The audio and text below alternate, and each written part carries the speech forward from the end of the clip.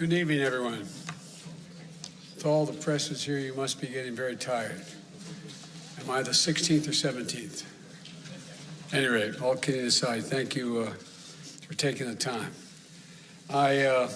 Today marks 1 month since Russia began its carnage in Ukraine, the brutal invasion of Ukraine. And we held a NATO summit the very next day. At that time, my overwhelming objective in wanting that summit was to have absolute unity on 3 key important issues among our NATO and European allies. First was to support Ukraine with military and humanitarian assistance. Second was to impose the most significant sanctions, economic sanction regime ever, in order to cripple Putin's economy and punish him for his actions. Third was to fortify the eastern flank of our NATO allies, who were obviously very, very concerned and somewhat worried what would happen. We accomplished all 3 of these, and today we're determined to sustain those efforts and to build on them. The United States is committed to provide over $2 billion in military equipment to Ukraine since I became president, anti-air systems, anti-armor systems, ammunition, and our weapons are flowing into Ukraine as I speak.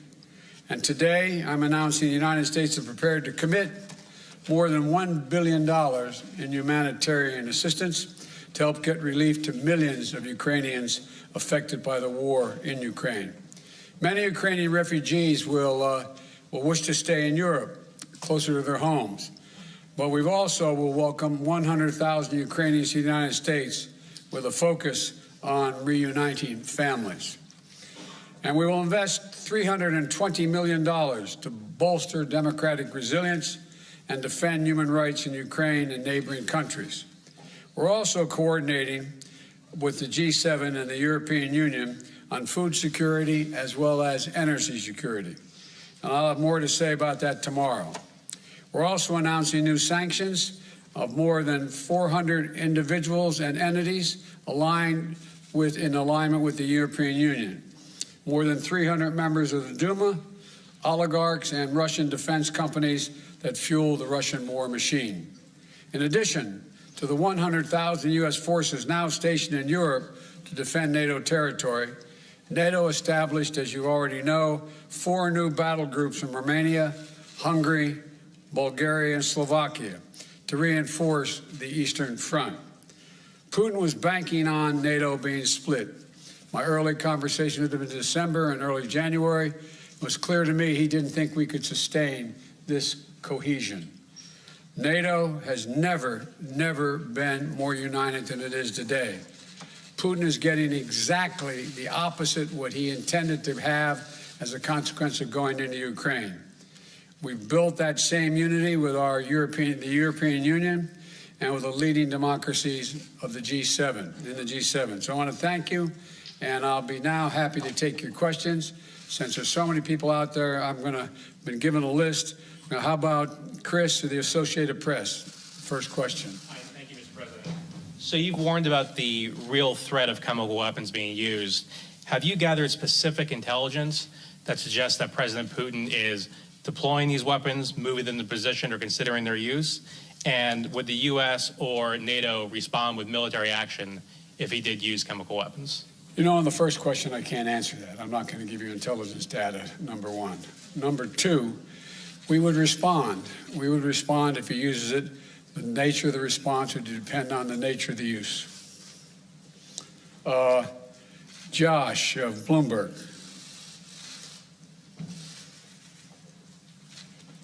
Perhaps I'll just project, Mr. President. Thank you very much. If I had your voice, I'd have been elected a lot earlier. I'll give it a try. He's got a long arm. Thank you. Can you talk to us about 2 things, sir? One, since your conversation with President Xi of China, have you seen any indications of action or lack of action from China that has led you to believe whether they will intervene and help Russia, either with the sale of arms or the provision of supplies to support this war in Ukraine? And secondly, can you say whether the conversation today turned to the subject of food shortages and what the U.S. will do to address wheat shortages in particular as a result of this war? Thank you. On the first question relating to President Xi Jinping of China, I had a very straightforward conversation with Xi now, I guess it's 6 days ago, 7 days ago, in that range. And I made it clear to him, I made no threats, but I made it clear to him that make sure he understood the consequences of him helping Russia, as had been reported and as what it was expected. And I made no threats, but I pointed out the number of American and foreign corporations that left Russia as a consequence of their barbaric behavior. And I indicated that I knew how much he, because we had long discussions in the past about his interest in making sure he had economic relations and economic growth with Europe and the United States, and indicated that he'd be putting himself at significant jeopardy in those aims if, in fact, he were to move forward. I am not going to comment on any detail about what we know or don't know as a consequence of that conversation, but tomorrow or next Monday that Ursula is having that conference with China, the first. On April 1st. We've had discussions because I think that China understands that its economic future is much more closely tied to the West than it is to Russia.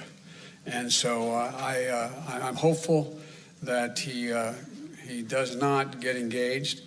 We also did discuss today that there's a need for us to set up, NATO to set up, and the EU, to set up a system whereby we have an organization looking at who has violated any of the sanctions and where and when and how they violated them.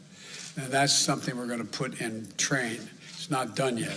So with regard to Xi, I have nothing more to report.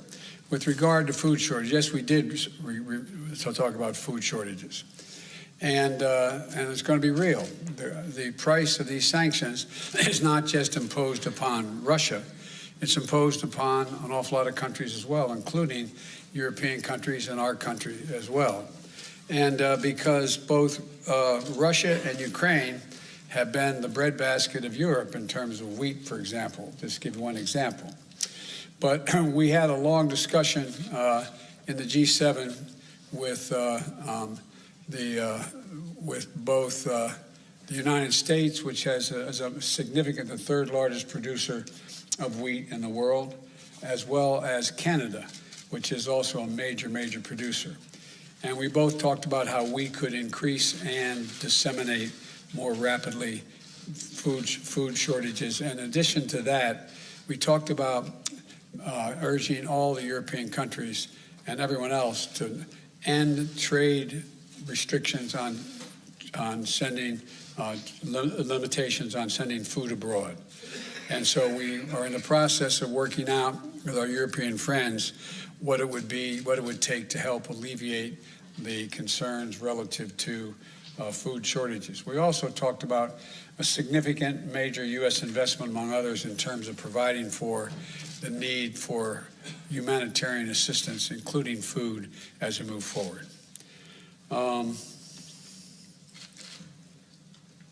Tarina of the Wall Street Journal. Watch out, you don't get hit in the head there now. Mr. President, in your view, does President Zelensky need to cede any Ukrainian territory in order to gain a ceasefire with Russia, or is that completely off the table? And then also, do you think that Russia needs to be removed from the G20? On the latter point, my answer is yes. That depends on the G20.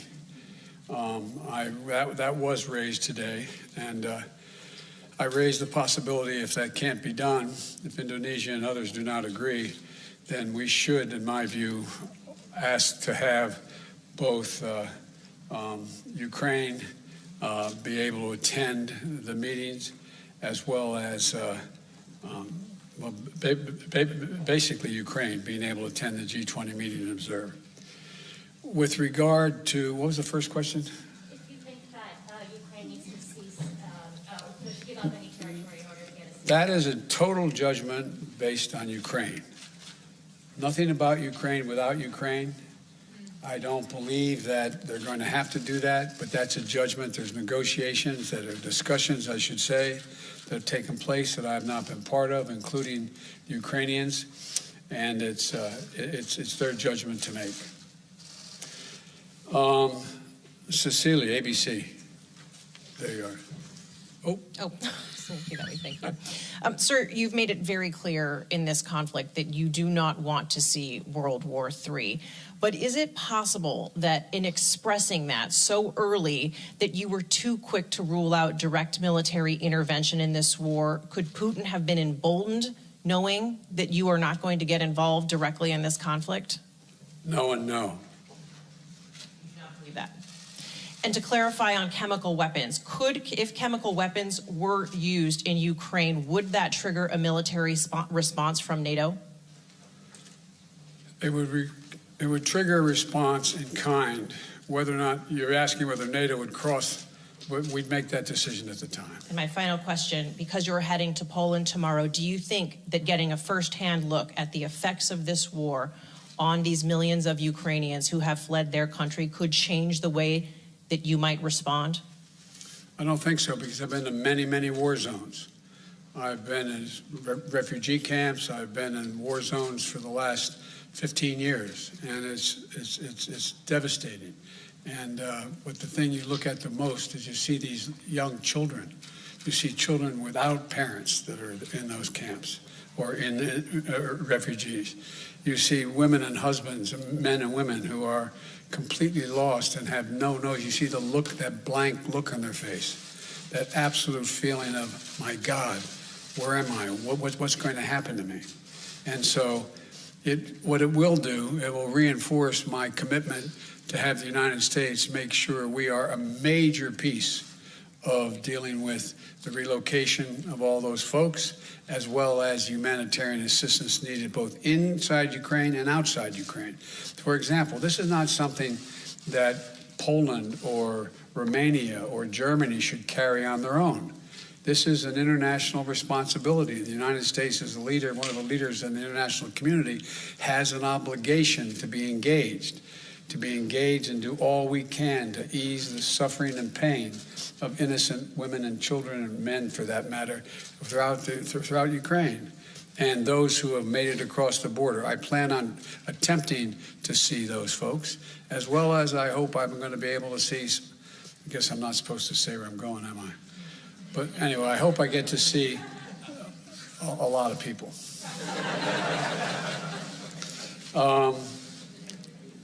Marcus at Der Spiegel.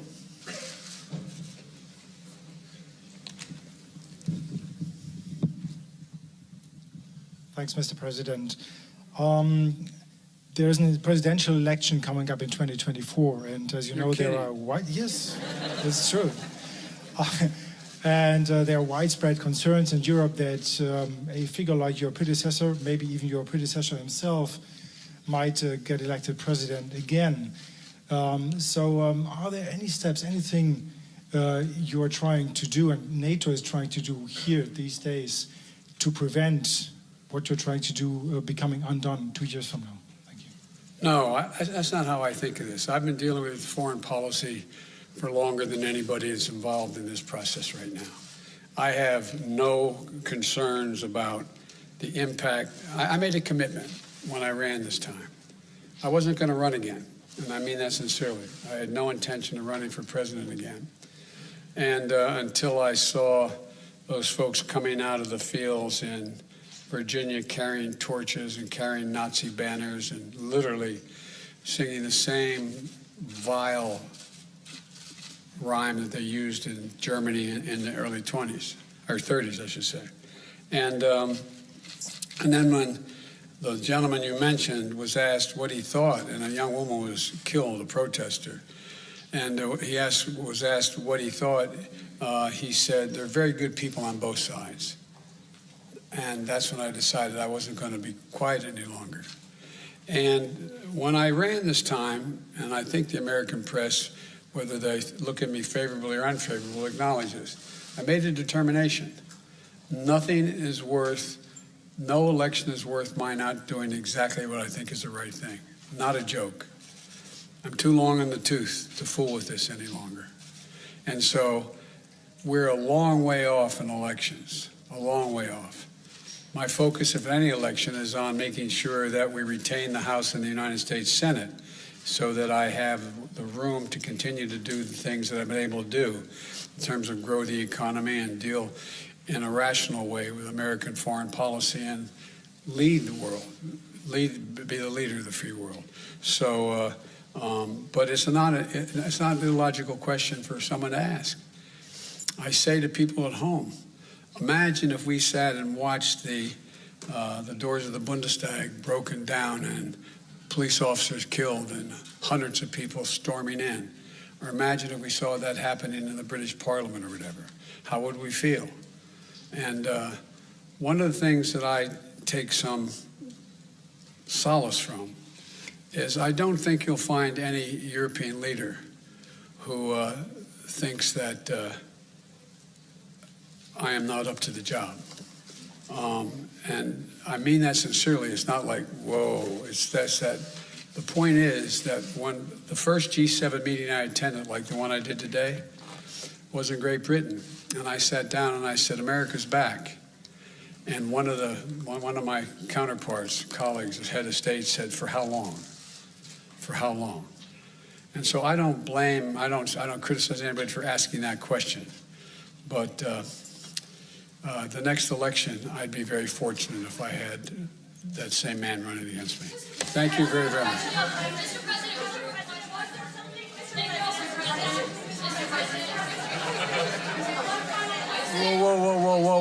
Whoa. No. Yeah, one final question, right. Hey, look, wait, hold on a second, please. I was supposed to be an hour ago at the European Union meeting and to speak. No, I'm thanking you. So someone I haven't called on before. You. Who are you? I'm Christina Rafiti from CBS. Thank you, sir. Okay. Sir, deterrence didn't work. What makes you think Vladimir Putin will alter course based on the action you've taken today? Let's get something straight. You remember, if you covered me from the very beginning, I did not say that, in fact, the sanctions would deter him. Sanctions never deter. You keep talking about that. Sanctions never deter. The maintenance of sanctions, the increasing the pain, and the demonstration why I asked for this NATO meeting today is to be sure that after a month we will sustain what we're doing, not just next month, the following month, but for the remainder of this entire year. That's what will stop him. You believe the actions today will have an impact on making Russia change course in Ukraine? That's not what I said. You're playing a game with me. I know. The answer is no. I think what happens is we have to demonstrate the purpose. The single most important thing is for us to stay unified. And the world continue to focus on what a brute this guy is. And all the innocent people's lives are being lost and ruined and what's going on. That's the important thing. But look, if you're Putin and you think that that Europe is going to crack in a month or 6 weeks or 2 months, why not? They can take anything for another month, but we have to demonstrate. The reason I asked for the meeting, we have to stay fully, totally, thoroughly united. Thank you.